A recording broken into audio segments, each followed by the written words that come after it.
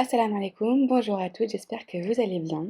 C'est Aurélie et je suis de retour pour un nouveau podcast dans lequel nous allons voir la charge mentale, le syndrome des femmes épuisées d'avoir à penser à tout, tout le temps.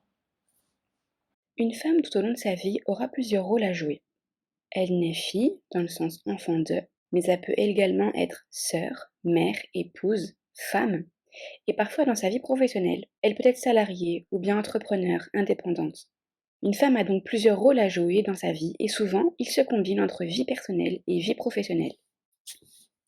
La charge mentale a été définie dans les années 1980 comme étant un travail constant, incontournable de gestion, d'organisation et de planification de la marche de la maison et qui a pour objectif la satisfaction des besoins de chacun. Ça concerne principalement les femmes et encore plus celles qui ont au moins un enfant et qui en parallèle de cela ont également une activité professionnelle. Je ne peux parler de charge mentale sans citer la bande dessinée réalisée par Emma et publiée sur Facebook, dont le titre est Fallait demander, et qui a été repostée plus de 200 000 fois. C'est énorme! Plein de femmes sont venues la voir et l'ont remerciée d'avoir bien retranscrit les choses, d'avoir parlé de ce tabou, parce qu'entre guillemets c'est un tabou, la charge mentale des femmes. En 2017, l'INSEE a réalisé une étude qui a révélé que les femmes qui travaillent continuent d'avoir à charge 64% des tâches domestiques, c'est-à-dire tout ce qui est ménage, courses, faire la cuisine, etc. et 71% des tâches parentales. La femme, en fait, cherche à donner le meilleur d'elle-même pour qu'il y ait de l'harmonie dans sa famille et que tout le monde soit heureux. Souvent à son détriment, sinon elle n'aurait pas cette charge mentale. Donc elle baisse la charge mentale des gens pour augmenter la sienne. Alors que vous en soyez consciente ou non, vous pensez à longueur de journée à des choses que vous avez à accomplir. Ces to-do list portent un nom, la charge mentale. Aujourd'hui encore, elle pèse en large majorité sur les femmes qui peuvent aller jusqu'au burn-out. Il y a aussi des hommes qui sont concernés, bien évidemment, mais comme je viens de le dire, la majorité, ce sont les femmes. On a l'impression de crouler sous les responsabilités, notamment familiales. On pense par exemple aux affaires de foot, aux vaccins, aux courses, aux papiers administratifs, etc. Et en réalité, quand on liste tout ce que fait une femme dans une journée, tout en travaillant 7 heures par jour, on comprend pourquoi elles sont en permanence fatiguées, voire proches du burn-out. Au travail s'ajoute donc le travail domestique et le travail parental, sans oublier la vie de couple et la vie sociale, qu'il ne faut pas laisser de côté. Alors comment ne pas être épuisé par ces doubles, voire triples journées? Alors je vais vous donner 3 conseils que j'essaye d'appliquer moi-même, même si c'est pas toujours évident, je vous l'avoue. Mon premier conseil serait que ça passe par l'éducation de vos enfants. Tout le monde à la maison doit participer, selon ses capacités et à partir d'un certain âge.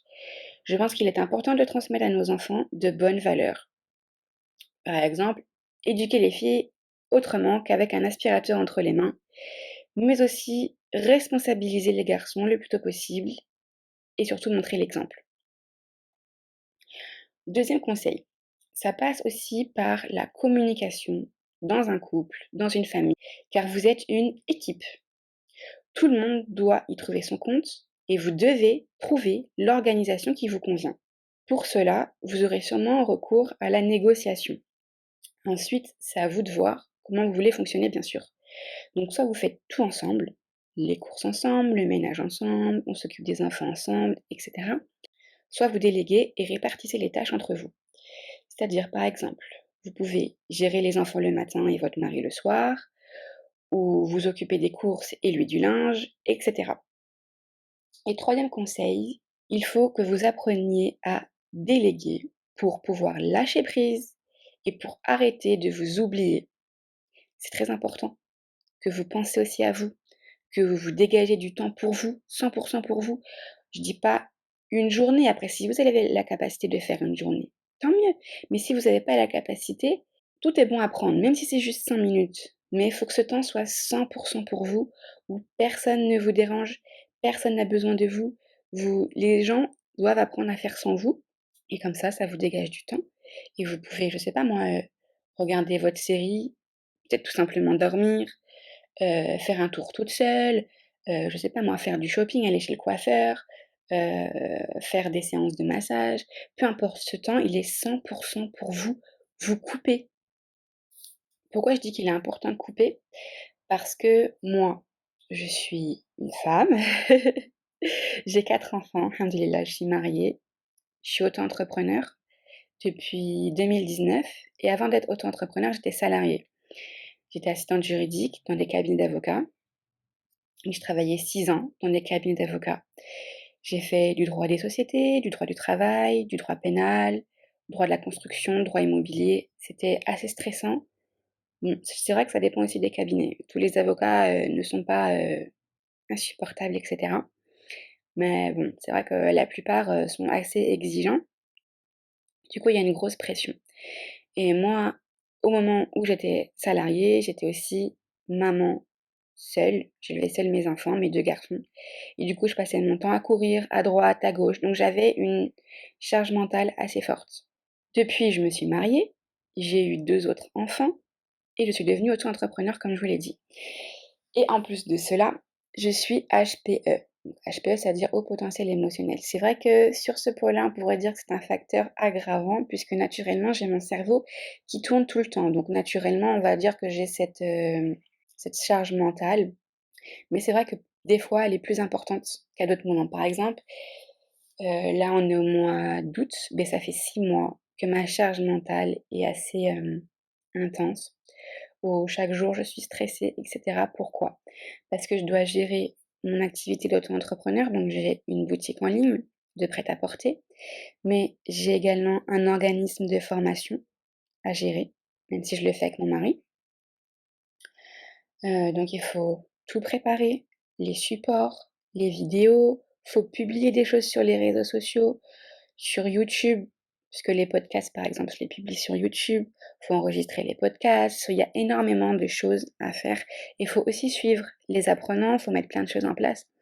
Et du coup, la pression, elle est présente et d'autant plus que je vis avec mes enfants, donc je suis auto-entrepreneur, je travaille chez moi et bah, du coup, j'ai mes enfants qui sont présents, notamment mes 2 petites filles, donc Sekina qui a 3 ans et Safira qui a 11 mois. Donc elles sont petites, elles ont besoin de moi. C'est pas évident de se dégager du temps, surtout mon bébé qui me demande beaucoup, beaucoup.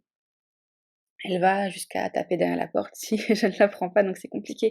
Surtout par exemple quand je veux enregistrer quelque chose. Donc ça me demande beaucoup de temps et il faut savoir faire la part des choses. Parfois quand je me dis: «Ben, je voulais faire ça maintenant», ben, je suis obligée de reporter, de le faire à un autre moment. C'est ça aussi, être auto-entrepreneur, on a la chance de pouvoir, ben, gérer notre emploi du temps, au cas par cas. Et donc, dans la journée, j'essaye de me dégager du temps pour moi, même si c'est pas évident, car, quand je fais rien, j'ai l'impression de perdre mon temps.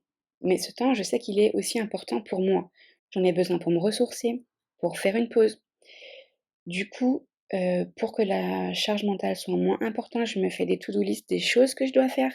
Comme ça évite que ça soit dans ma tête et que je me dise: «Est-ce que j'ai oublié quelque chose?» Et puis quand je m'accorde du temps pour moi et que je ne fais rien, moi je quand je dis que je fais rien, c'est je fais rien pour les autres, mais je fais pour moi. Ça peut être une sieste, ça peut être une balade, dans des parcs, j'essaye de marcher lentement. Je suis quelqu'un d'assez speed et donc bah, je me force à marcher lentement, à regarder le ciel, à essayer de méditer, de m'évader. Je fais de la respiration, je lis des livres, je regarde, les oiseaux et cetera. Et ça, c'est important parce que ça diminue mon stress associé à ma charge mentale. Tout ce que je vous dis, tout ce que je vous donne comme conseil, il y a aussi, un monsieur qui est psychologue, coach et conférencier. Il fait dans la neuroscience, donc il s'y connaît extrêmement bien. Il s'appelle David Lefrançois et vous pouvez le retrouver sur YouTube. Il fait plusieurs vidéos sur la surcharge mentale, la charge mentale et cetera et c'est bien connu que c'est souvent les femmes qui, ben, malheureusement, s'épuisent avec la charge mentale. Du coup, voilà, j'espère que ce podcast vous aurait été utile. N'hésitez pas à mettre un like, à le partager ou tout simplement à commenter pour partager votre expérience, me dire si vous êtes d'accord ou pas avec ce que je viens de dire. Et puis voilà, je vous souhaite une excellente journée. Assalamu alaikum.